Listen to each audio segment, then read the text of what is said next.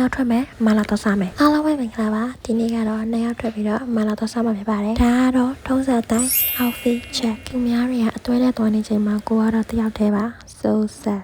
မာလာနဲ့စားဖို့ strawberry shake သူကလေ strawberry shake ကိုမှရုပ်ကိုထည့်လဲ30ရုပ်ကိုမထည့်လဲ30ဆိုတော့ရုပ်ကိုပဲထည့်လိုက်မာလာဆိုင်တော့ရောက်ပါပြီဒါကတော့ဆိုင်ရဲ့ view လေးတစ်ဖြတ်ဒါကတော့မီနူပေါ့နော်ကိုကလေမီနူအာရုံဆိုင်နေတော့လေဟိုကောင်တာအမကြီးမိတာတော့ပကြားလိုက်ပြီအဲ့တော့ထုံးစံအတိုင်းကိုမှပဲဘေးကနေဝင်ဖြေလိုက်တာဒါတော့တွဲစားဖို့မှလာအနည်းလေးပေါ့နော်ပြီးတော့လေသူတို့ကတုံကင်နံပါတ်လေးပြီးတယ်ဒီလားအဲ့ဒီတုံကင်နံပါတ်မီကိုကတော့ယူရတာပေါ့နော်ကဲကိုဟာတော့မိပါပြီအတန်ကြီးကနည်းနည်းကြောက်ဖို့ကောင်းတယ်နော်ကောင်တာကအမကြီးကိုနံပါတ်ပြလေးပေးပြီးတော့ကိုစားပွဲလေးကိုယူပြီးတော့ကိုစုပွဲစီမှာကိုပြန်စားပါတော့တယ်အရင်စားလို့ကောင်းတာပေါ့နော်ဒါပေမဲ့ဗီဒီယိုကမရိုက်ရတော့ပါဘူးစားလို့တောက်လို့ပြီးတော့ကန်းနာလန်းကိုခဏလေးဝင်လိုက်ပါတယ်နေရာလေးပဲအရင်လာတယ်ပေါ့နော်ဒါကတော့ကျမပါမြင်တဲ့အတိုင်းပဲအရင်ချစ်ဖို့ကောင်းနေပါတယ်အဆုံးထိကြည့်ပေးတဲ့အတွက်အရင်ကျေးဇူးတင်ပါတယ်နောက်ဗီဒီယိုမှာတွေ့မယ် bye